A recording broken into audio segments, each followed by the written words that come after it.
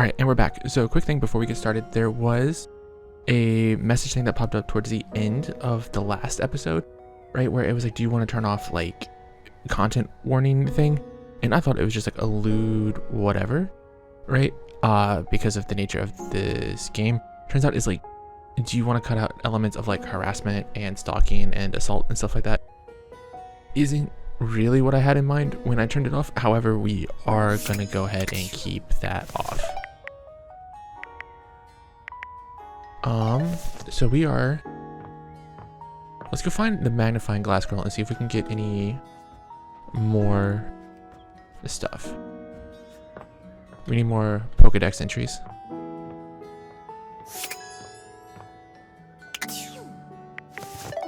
Or since we already have her awoken, is there, speak with Maggie for more rumors.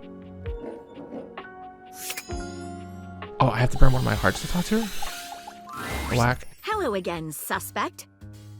I'm hard at work on my current case. I've been hoping for a breakthrough. Sometimes I get so wrapped up that I start seeing everyone through the lens of a mystery. Yeah, are you really a detective? I am Maggie M. Glassbury at your service. Perhaps you've heard of me? I've acquired a modest reputation as a result of some of my previous work.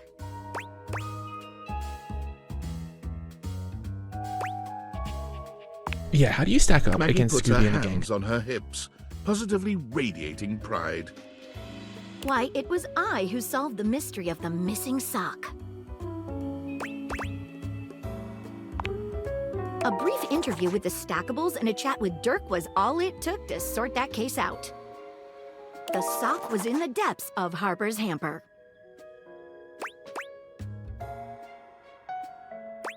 Yeah, what are you talking about? Who's Dirk? Check your rumors app if you don't know who I'm talking about. That's what it's there for, in theory at least. I also cracked the caper of the self-generating dust rabbits. Static electricity. It causes particles to accumulate around pieces of hair. Your hair, to be exact. They form undisturbed, in-dead air pockets. That's why they hang out under the couch. That's actually wild. Oh, no, look at me learning shit. It matched the evidence, and I ruled out every other possibility. By the power of deductive reasoning, I determined that you were, in fact, the culprit.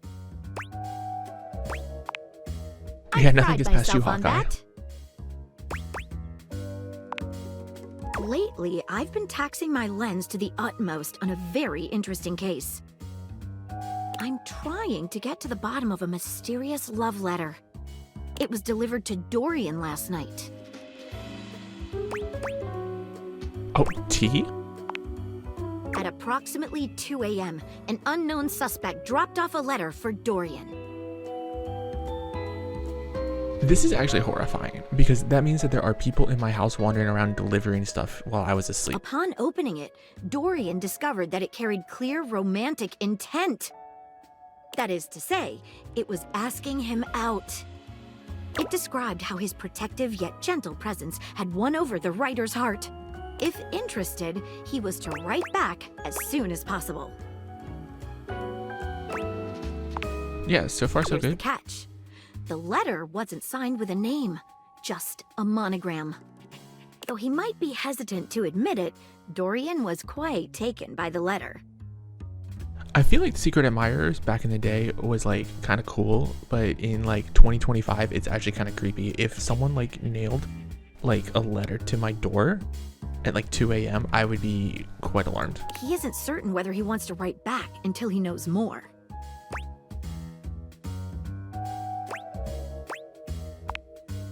You would? Yeah, let's go. I've never Go worked next, with go anyone next. else before, but I think this could be good for the case. The case is pretty thin, but we've got a couple of clues. First of all, the paper the note was written on was somewhat interesting. Please let it be written in toilet paper. That would be funny as hell. Second, although the letter wasn't signed, it did have a single initial on it. Finally, I think Dorian might have a clue for us. I have it here, semi-transparent and very thin. It doesn't seem like ordinary paper at all.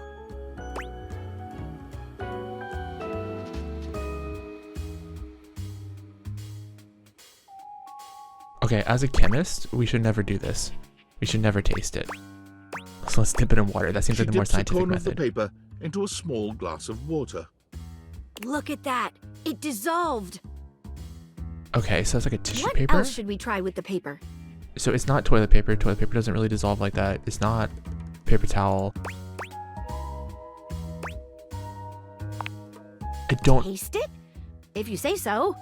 I don't know what we're trying to learn from She carefully dabs a corner of the paper against her tongue. How interesting. It's edible and tastes slightly starchy. it's a kitchen appliance. What else should we try with the paper? It's a kitchen. She focuses a magnifying glass on the paper for a few moments, stopping immediately when it begins to smoke and catch fire.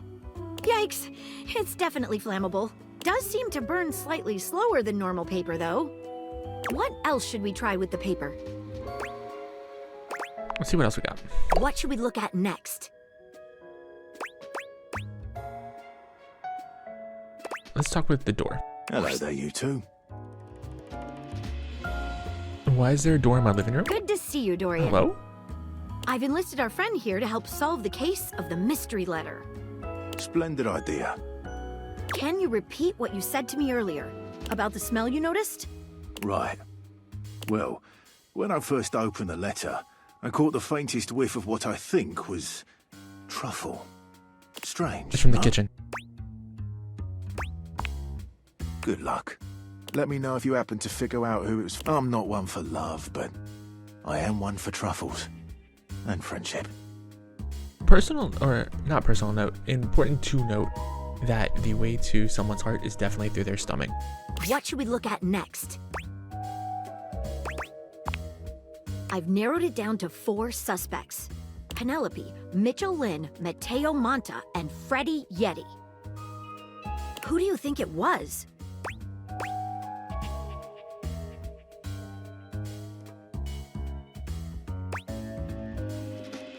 I don't know Mateo, but I'm ready to pin the blame immediately. Yes, I did not come here to This make seems logical like an choices. I came interesting here to idea, just but immediately the point clues fingers. don't I've quite played add Among up. Us. It's the reckless abandon and go, this guy did it.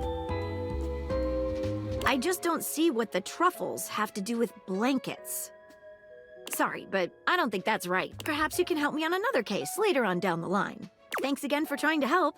It really was very sweet of you.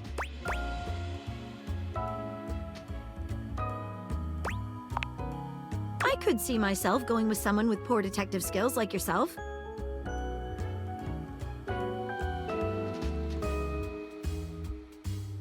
Did she just call us bad at our job? Screw you. Perhaps we have complementary skills. I would be the daring detective, you the administrative sort. The pretty type, you know?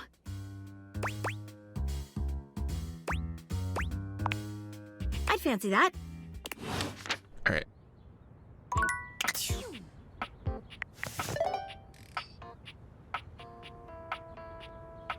Hold on, how did I get to the rumors?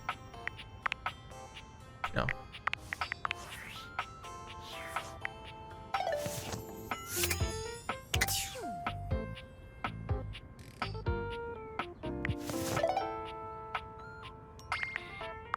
Because this is the workspace.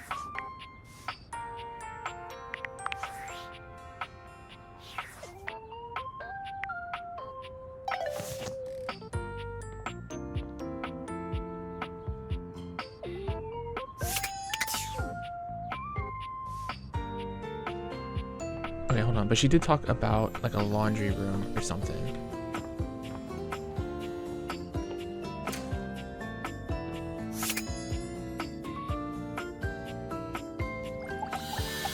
So this was... Normally, when you aim your date viators at an object, you see one personality only. But this time, there are 2. I'm looking at his tattoos. This one is ironing. It's like how much detergent you use. I think this is an electricity sign. I don't know. Yeah, I don't know what the other ones are. And they're so engrossed in a hideous argument, they don't even notice you've arrived. One is dressed in woven straw, with clothing in a basket on her back, and a shock of red hair that runs down it. The other is only just visible under a messy mop of dark hair and a pile of dirty clothes he's draped all over his body. Do you think I'm stupid? You think I can't see what's going on right in front of me? I never said you were stupid, but I am starting to think you're insane. If I'm insane, it's because you make me that way. Yeah? Without me in your life, you'd be real fucking normal, huh? Like you don't cling to literally anyone in your life the same way. So important to note, I tried very hard in my real life not to be my dad, and I ended up becoming my mom, because if this was going on in real life, I would like take my headphones out and immediately try to like scoot over and listen in. I wouldn't have to cling if you would just stay where I can see you. I am here literally every day. I can't have a minute to myself.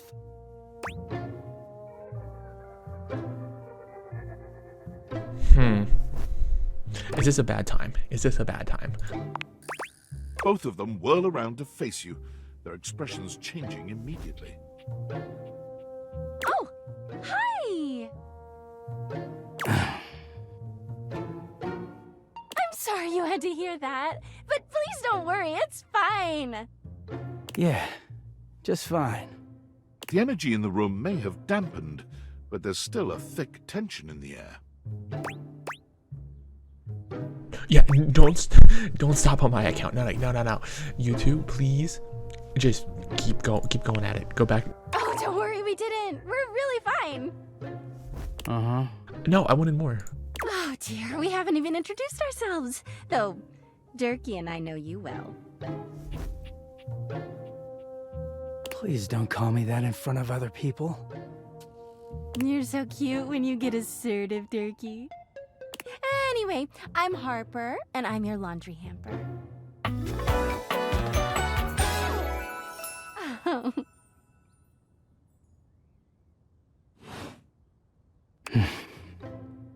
I'm Dirk, and I'm your dirty laundry.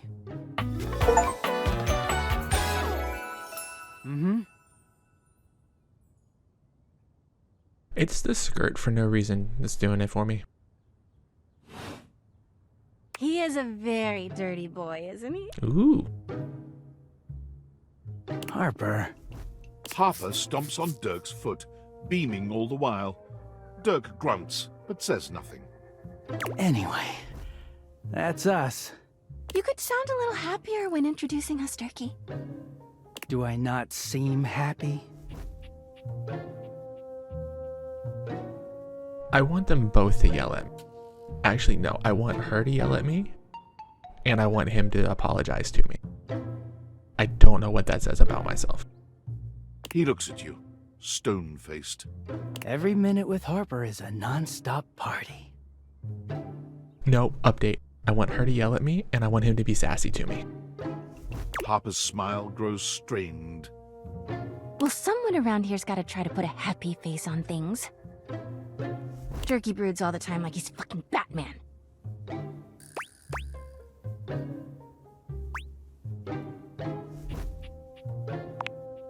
Yeah?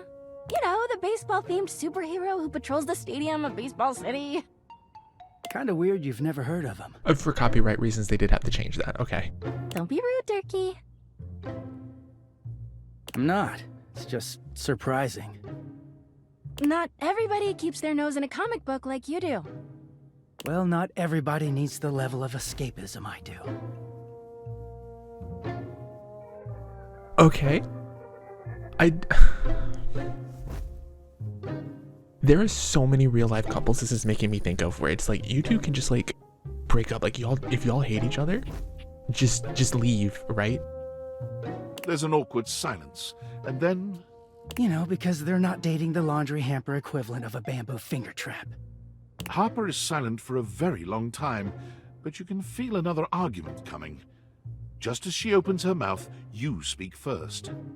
The self-insert in this game is awful. I would not speak first. I would be like, no, keep going. I would get my phone out and start recording it for World Star. Just like, no. It's been a... You too, honey. Come see us again sometime. The look in Dirk's eyes seems a bit desperate, as if he's silently pleading with you to return. He's like, bro, get me out of here. You know the scene in The Matrix where Neo is like running through and he's getting like shot at and stuff, and he's yelling, I think it was Mouse, I think that's who he was yelling at, right? And he's like, yo, get me the hell out of here, right? That's this dude right now. Okay, so final conclusion after this conversation, I want her to yell at me and then later tell me I did a good job, and then I want him to be sassy to me. I don't know if that says something about me as a person. You can hear Harper and Dirk's raised voices long after you leave the room. Oh, that was a treat. Can I open this? Let's go back to the bed. Oh, it's one of the cat clocks. You see a slim, dainty gentleman in a well-tailored suit. He's absorbed in the ticking of a fancy pocket watch, but it's the feline ears on his head that most catch your attention. This game has dapper cat boys. This is perfect. I'm never leaving. We're never playing Backrooms again. This is what the channel is about now. A tail sprouts from just above his backside, moving back and forth in time with the watch. Tick, tick, tick.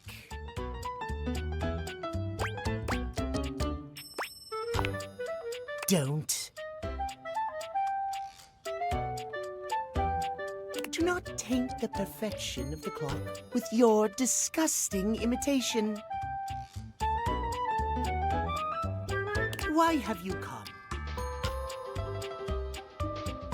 I don't see interruption to meditations on the beauty of time on the schedule.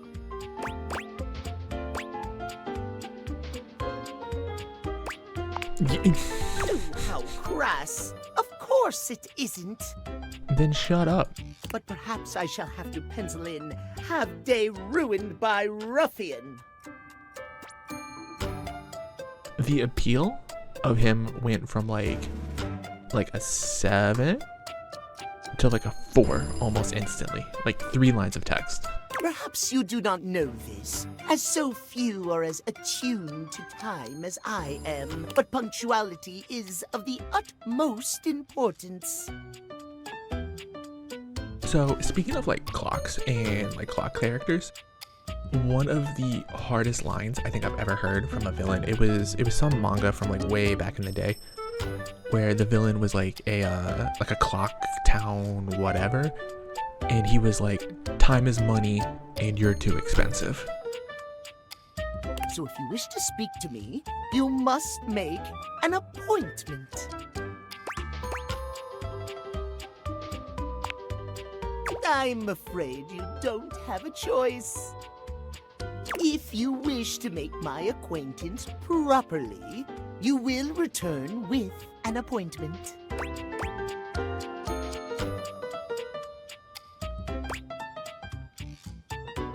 Yeah, who dat?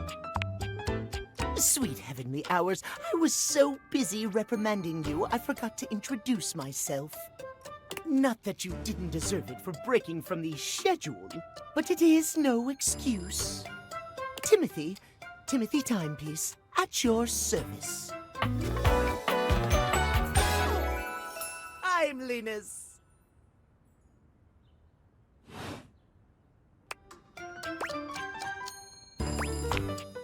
It most certainly does not. We should all be obsessed with the beauty and perfection of time. I'm a clock, but I'm not obsessed with time.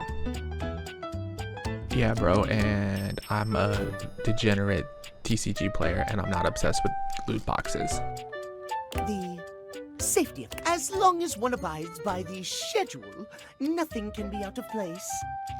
You will abide by the schedule, won't you? People who say schedule like that, I just want to hit in the head with a frying pan. Say schedule one more time. Say schedule one more time, bro. You mock my speech. I'll do it again. I'll make eye contact with you as I insult you, too. Desist at once. I'm gonna get the spray bottle. What's the big deal? The big deal is that any deviations from the schedule will result in disaster. I shan't elaborate further. I will see you at noon sharp, and we can speak then. Do not be early, do not be late, and do not try to see me at another time. If you do, calamity, catastrophe. I'll see you then, and not a moment before. Alright, what time is it? It is 6. It's only got, what, 2 left. Let's go upstairs. So this was the jock.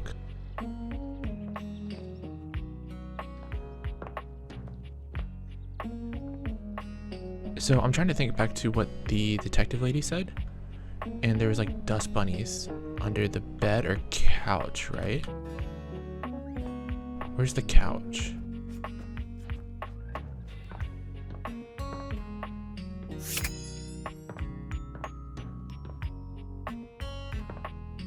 Alright, well let's just hit the couch. Seated in your living room is a being who seems to truly embody the concept of comfort. His arms are draped over the back of the couch, his head tilted back, and his eyes beginning to flutter shut. He's got dollar bills in his waistband like a stripper. He looks just as though he's about to fall asleep, but when he sees you approaching, he shakes it off, looking up at you with a sweet smile. Hello. Hello. Don't worry, I hadn't fallen asleep yet.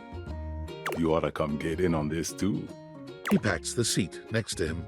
Come on and take a load off. I'm Koa, by the way. Hey, Cole. Hey, oi.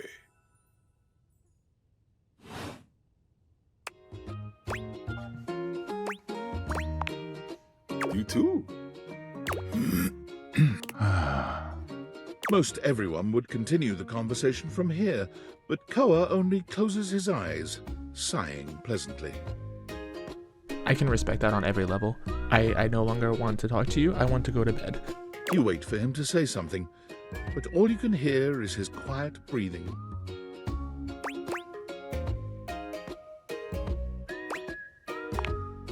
Oh, sorry. Koa opens one eye, but he doesn't move. I just thought you might like to share in all this comfort, you know? Couch culture is really all about taking it easy together. You know, like, you ever heard people talk about alone together? Yo, parallel play, unironically, top tier. Right on, right on. You get it then. I wish more people understood the beauty of alone together. It means you can be at peace with another being without even saying a word. It means not forcing a conversation or an activity between the two of you. Unironically, like, that's what I strive for in any relationship, is like if we can be like in the same room and just be happy, but without needing like a thing that like, oh, we are both doing this, we're just existing. Like, I'm on my phone, she's doing whatever. That's, yeah. It means just enjoying the moment without any expectations. He sighs pleasantly, closing his eyes. Beautiful. You'll see. Koa breathes in deep, sighing pleasantly. When he relaxes, the entire room seems to relax with him. You find yourself growing sleepier alongside him. You're not sure how much time passes as the two of you sit side by side in companionable silence, but it's certainly a good while. Thanks for keeping it chill, buddy. This was real nice.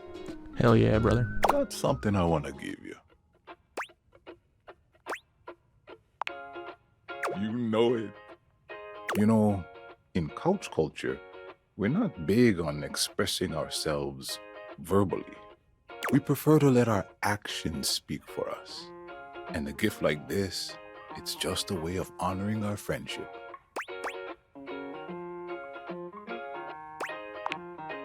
I'm just glad you appreciate it. Koa yawns. I'm gonna take a nap. Feel free to stick around as long as you want, alright? I'm just so...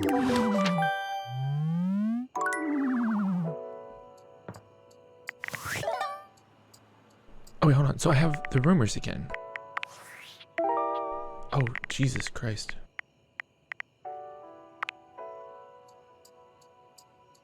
Soggy Bottom Boy?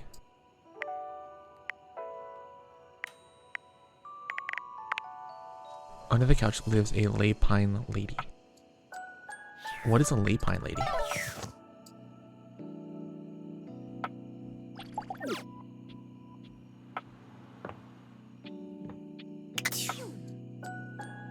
This is the couch, right? Can I move it? Oh!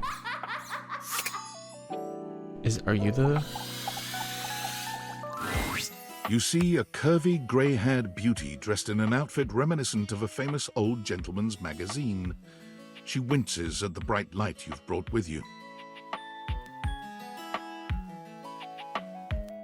A cute, bunny-shaped creature is clutched in her arms. It's a good thing the model doesn't have a Z-axis because I would be licking the screen. Oh, my goodness, that is bright. Startled me a bit there, honey. No, not alive. Yet. My name's Dolly, and I'm a dust bunny. I live under this big old couch. Howdy. Well, I live lots of places. I suppose you could say I'm a bunny of the world. The floors of the world, at least. And this here's my little companion, Lint Eastwood. The naming convention is top tier. She holds the little creature up.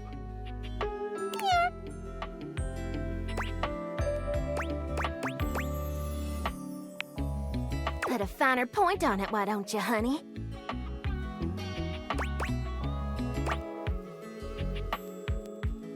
This is really trying to take me down the path of, like, insulting the heck out of her.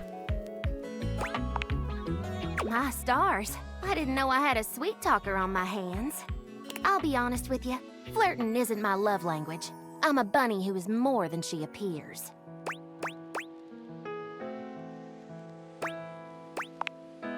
It's all right, honey. I'm easygoing. You got something for me, or should I get back to work?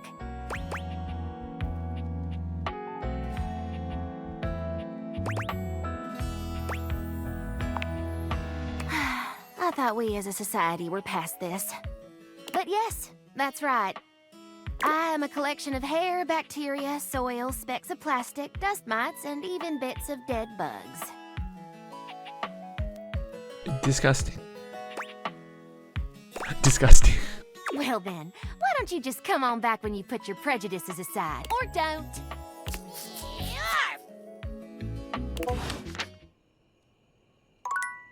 If I was like on a date and she was like, you know what, I'm done, Yorp, and then just like runs off, I think I would have to wife her. Alright, hold on, I got two messages. Impressive news out of Valfest. Really too bad that particular partnership is about to hit a rough patch. But then David's never been great at partnerships. Me either. Yeah, fascinating. But we're not talking about you right now. I see you've had the opportunity to test out the prototype. I'm enormously grateful to you for concealing the prototype. And I'm sorry I dropped all this on you so unexpectedly.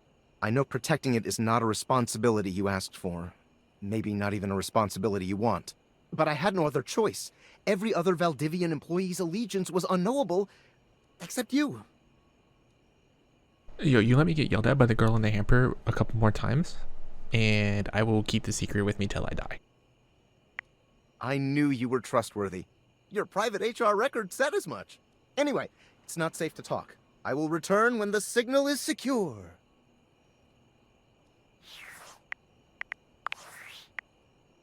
Valdivianites! It's me, your CEO, David Reginald Most.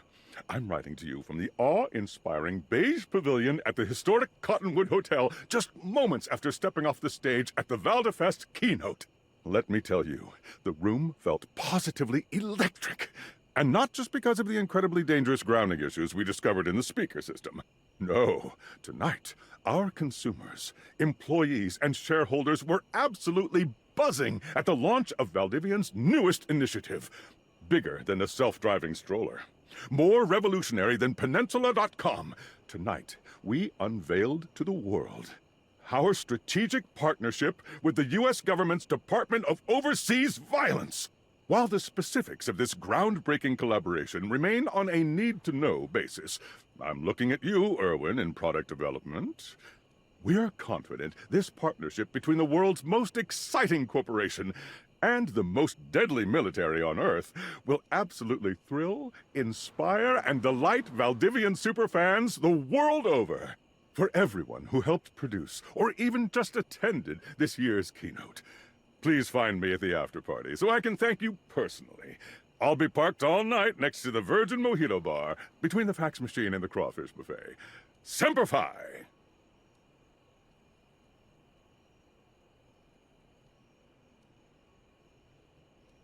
The U.S. Government Department of Overseas Violence? Is that what he just said? I mean, he's not wrong. Okay.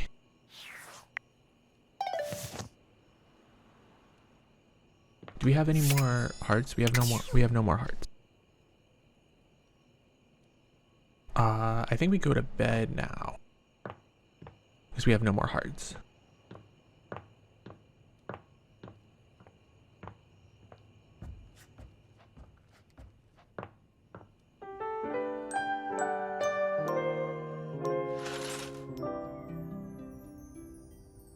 Going back to the hamper.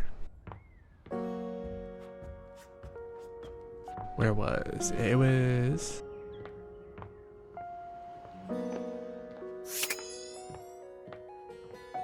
Yell at me more, yell at me more, yell at me more.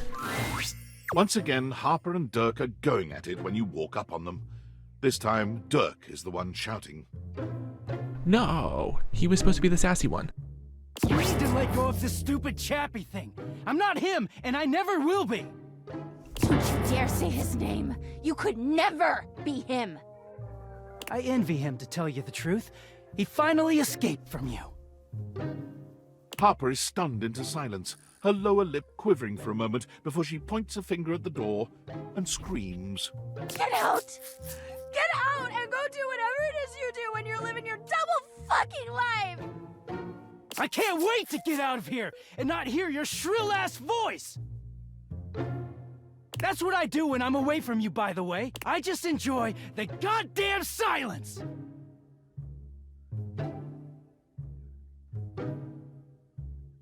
Go enjoy your goddamn silence then, you fucking asshole! I will!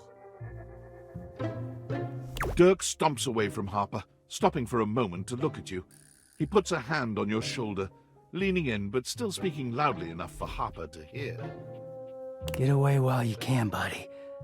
Don't let her get her claws into you. Trust me on that. He walks away, flinching as Harper lets out a frustrated scream. I'm so sorry you had to hear that. Durkee just gets so grumpy sometimes.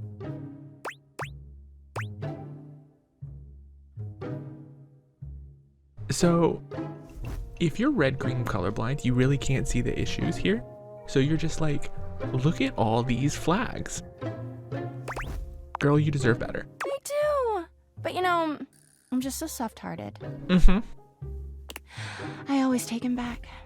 You seem like someone who gets relationships. I've been thinking a lot about my relationship with Durkee lately.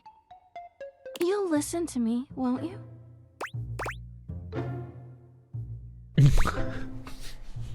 You should seek help.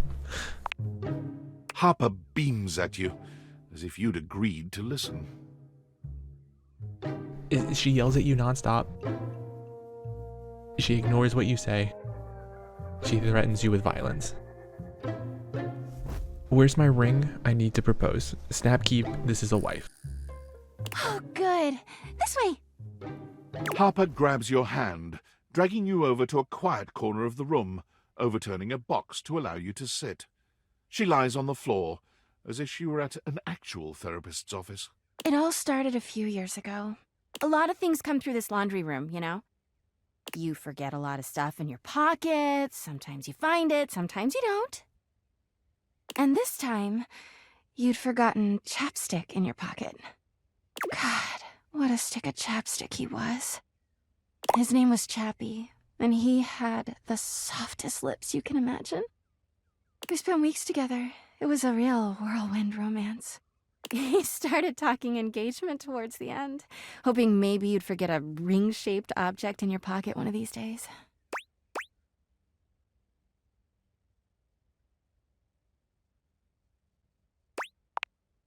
Well, you found him again later, but I'm jumping ahead. Chappie had crawled back into the pocket of one of your pants. He liked the dark. It made him feel safe. Harper sniffles, growing silent for a moment. When she speaks, her voice is filled with emotion. And then you washed him. I killed a man. Washford and Drysdale brought him back to me. I'll never forget it. He was melted. She lets out a sob. He wasn't the same after that. I tried to keep things going. Harper turns to you, sadness and anger in her eyes. But you threw him away! My bad. It's too late now. But thanks. Anyway, ever since then, when Durkee gets washed by Washford and Drysdale, he leaves. And when he's up there in your closet, he pretends he doesn't know me. I've gone to see him so many times. I've cried and screamed and practically kicked his door down. A wife. Yeah, he is so toxic. I know that Durkee is cheating when he's up there. He calls himself Clarence and acts like he's so cool and above everybody else. Tell the truth, Durkee! I know you and those Hanks are getting it whenever you're up there. And he's got a stream of objects coming in and out of that closet. I know it!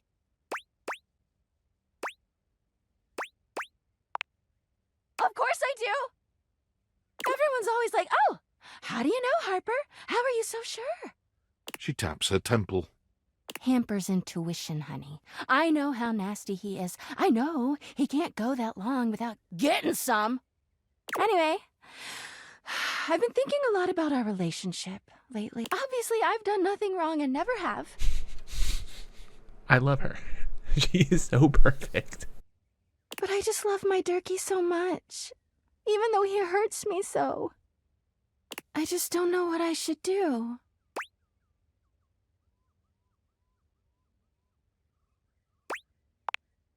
But I love him so much. I just can't do that. Well, I guess I should go. Durkee could be doing God knows what out there. I gotta find him before he cheats on me. She sits up, smiling cheerfully. Thanks for listening. I feel so much better. Bye!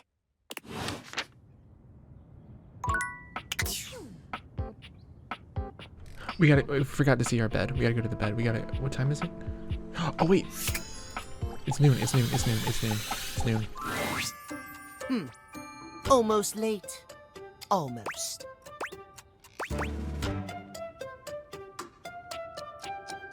I mean, I made it. The Yes, indeed. You're just in time. Tell me why you've sought me out. Aside from the pleasure of my absolutely sparkling wit and golden company.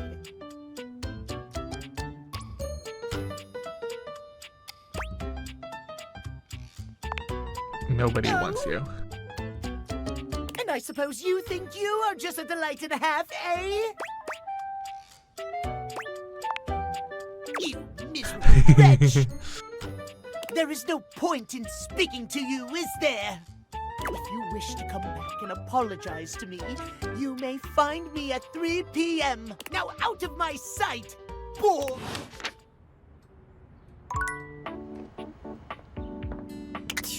Alright. Bed.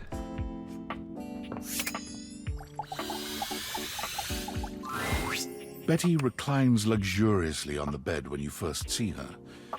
Thinking about how your bed can be lying on the bed makes your brain start to short-circuit, but some way or another, it's happening. She looks effortlessly comfortable and luxurious, but her expression is more pensive than anything. I was just thinking about you. Were your ears ringing? No, but my heart. Oh, was it? That's funny. My heart races when I think of you, too. Well, since you're here now, maybe you could help me out a little. I've been trying to have more peaceful nights, but it hasn't really worked out. I spend a lot of time before bed indulging myself in some detailed fantasies. Uh-huh. I have this crush who doesn't seem to notice me. Sometimes we're so close I could just reach out and kiss them, but nothing ever happens. Wait, is she with Dorian? Hold on. So, in this fantasy, I tell myself I'm finally going to get their attention. I do all kinds of things. Maybe one night I touch myself and call their name when they're next to me. Maybe I bring someone home and let them catch us in the act. Sometimes I invite them to join, and sometimes we just don't stop. But our eyes meet.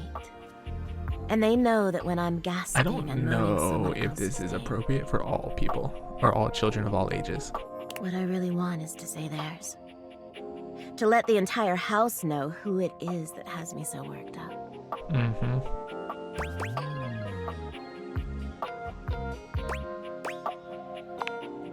Well, that's not very sexy now, is it? Much better to pine.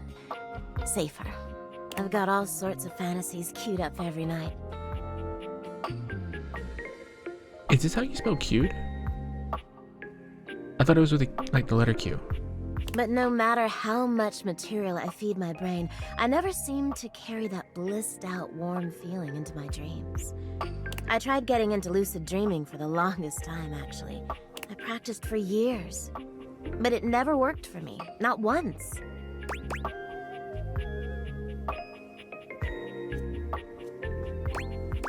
You know, what a shame. It is, isn't it? But I guess it isn't necessarily a fix for my problem. Just would have been nice to have that in my pocket for when my dreams turn dark. Ah, well. My lucid dreaming attempts are long behind me now. I do wish I could get a little peace at night, that's all. Oh, nothing. Really nothing you need to worry about. Don't waste another moment on it, okay? Well, what can you do, hmm? Maybe I'll take up meditation. See you tonight, then? Of course. I mean, I'm not sleeping on the couch. Alright. Yeah, see, I don't have the rumors anymore. Is rumors downstairs? No. How do I get rumors open?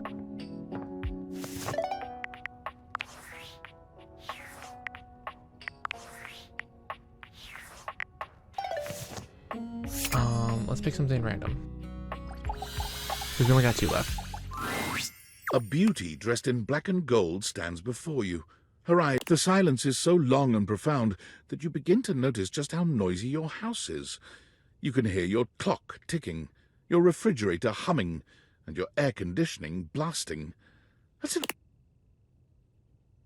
The silence persists, and this stranger continues to ignore you, lost in her own world. Whatever it is that she's doing, she's clearly very serious about it.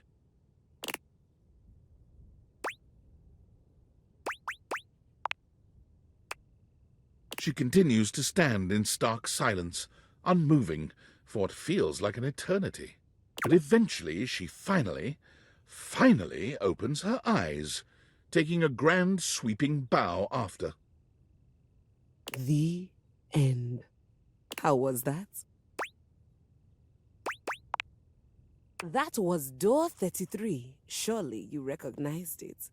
It's an avant-garde piano piece, 33 seconds long, by the composer John Gage. Honestly, the man was a genius. I mean, the idea that music can exist without the presence of a single note. No. You need notes for music, right?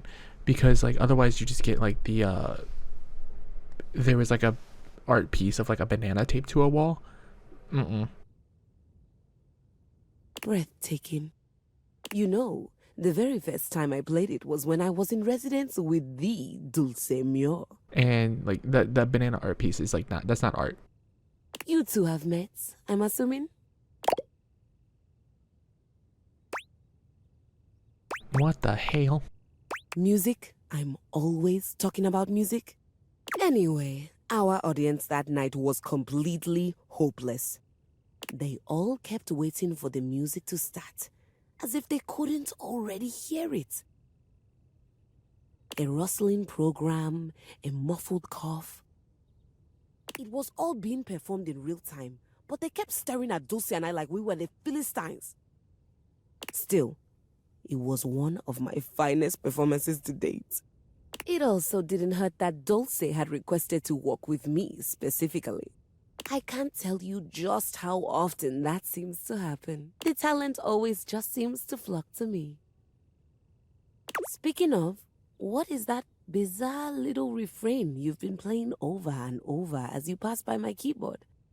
It almost seems like music. Very atonal.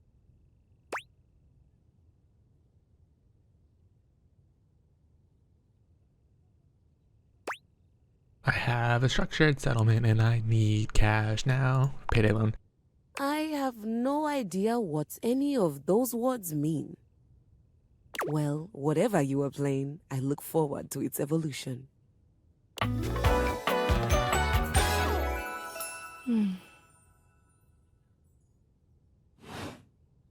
So long, Maestro.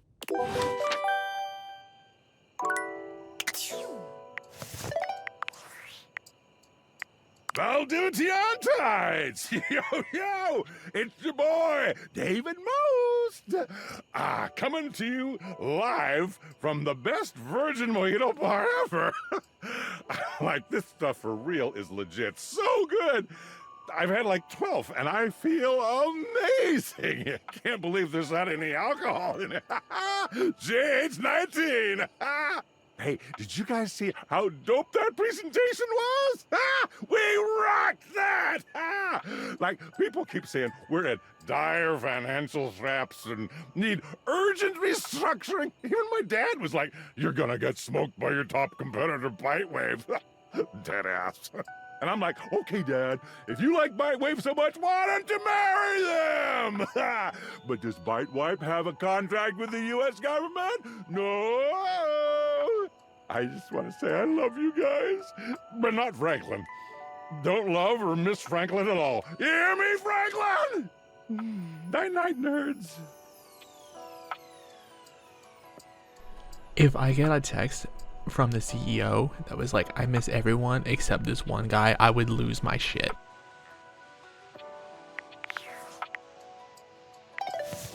Alright, how many more we got? We got one more. TV?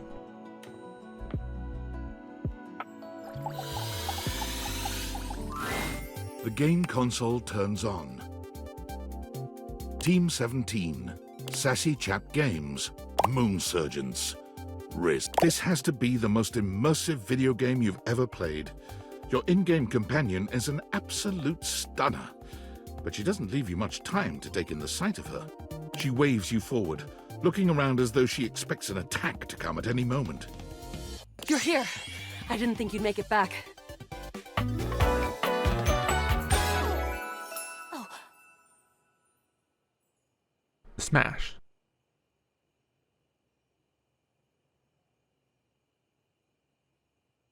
Did it freeze? Next. Oh. Which way do you want to go? Wherever you're going. Of course we've met. We're in the middle of a huge battle for Regolith on Colony 16. Oh, had me scared for a second, Yael. Oh, you just equipped my Zaur rifle, which means that you're thinking of unloading a whole lot of Zaker charges on these Scroufs out here. I'm thinking about unloading a lot of something. What are we gonna do? Bizork! Eat Zaker, worm! 88 charges later, that's a whole lot of Scrouf carcasses. Nice haul. That ought to teach Celine and her goons. We're near the compound of the Upholders. They'll have assassin class upholders, as well as surveillance class. We'll have to sneak our way in, and probably start dispatching them with utmost violence. You up for it? You're right. I'll put on my +5 shadow suit. It'll help us get through the sensors in there. Upholder tech is nasty. I found an entrance on the dark side. Should be an easy way in if we just follow the marker on the map. After a short walk, you find yourself standing in front of a bullet-ridden metal door, way out in the middle of the cold, grey landscape. This is the entrance I've never seen anyone use. With my troc picking skills, we'll have this open in no time. Luna picks the lock, allowing you to peer inside. You can see hallways filled with shining electronic doors off into the distance. Here we go. Upholder Central inside. I'm seeing Grunt class upholders, who shouldn't be too bad. There will be Surveillance class 2, which can sound the alarm. It is. Very. How do you suggest we do this?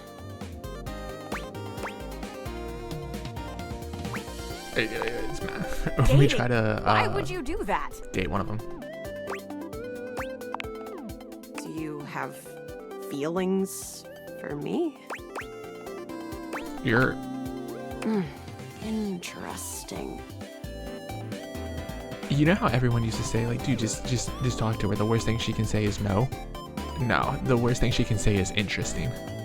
See, I'm more familiar with reloading, looting, and corridors, personally.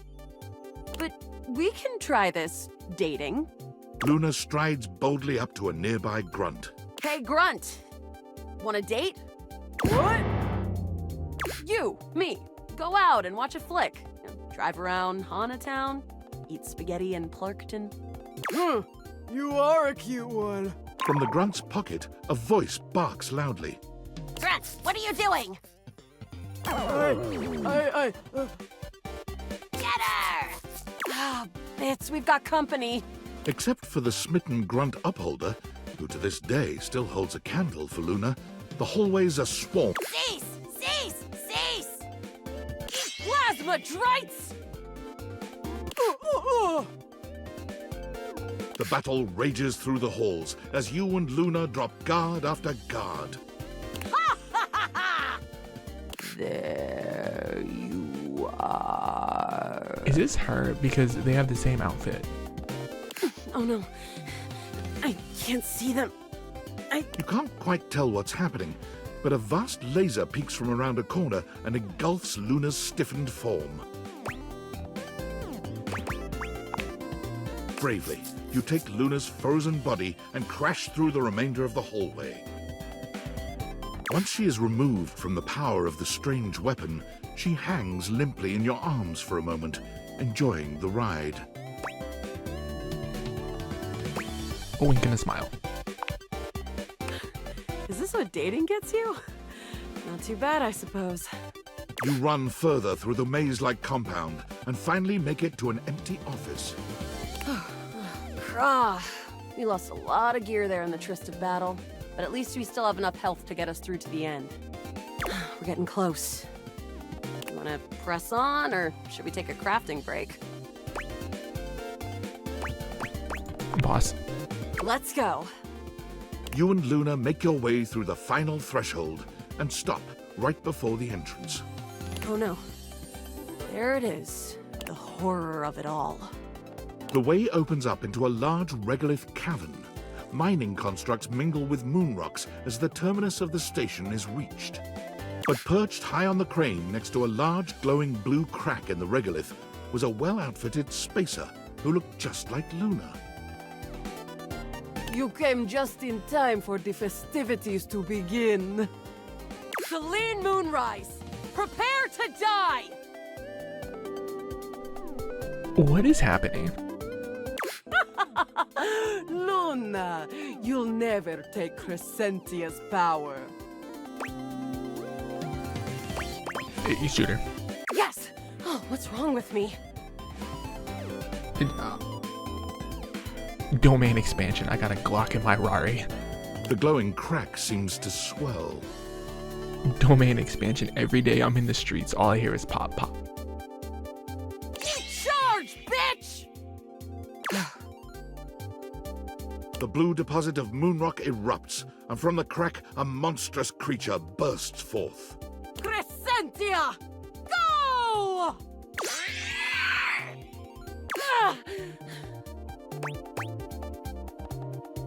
No scope. Maze Clan. Easy. The battle is fierce, but ultimately Crescentia and Celine fall to the ground, presumably dead. Wow! Did that without even a single save. Great job, Yael. I couldn't have done it without you. I'm glad. I think this is fun too. If you'll have me, can we take this to a more romantic level? Don't think I didn't notice those little flirting responses you gave.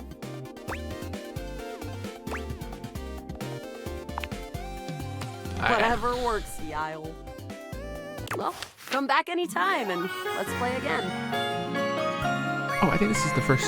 Yeah. The first love or whatever that we got. So are we out? Yeah, we're out of hearts. Based on how plastered David was in his last most mail, he must have finally discovered the prototype is missing. He'll sober up soon, though. And when he does, he'll stop at nothing to ensure its retrieval. If he fails, he'll be at the mercy of some very powerful people. He'll never allow that. I guess it's imperative that we trust each other. And I've been asking you to trust me without being fully transparent. I know all this because I created the Dateviators. Prove it. There's no time for that. Anyway, I can't talk now. I'm stealing coffee shop Wi-Fi and the barista finally noticed I'm only ordering tap water. Remember, under no circumstance allow David to know you possess the prototype.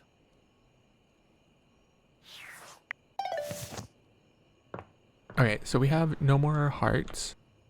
Bed, I guess.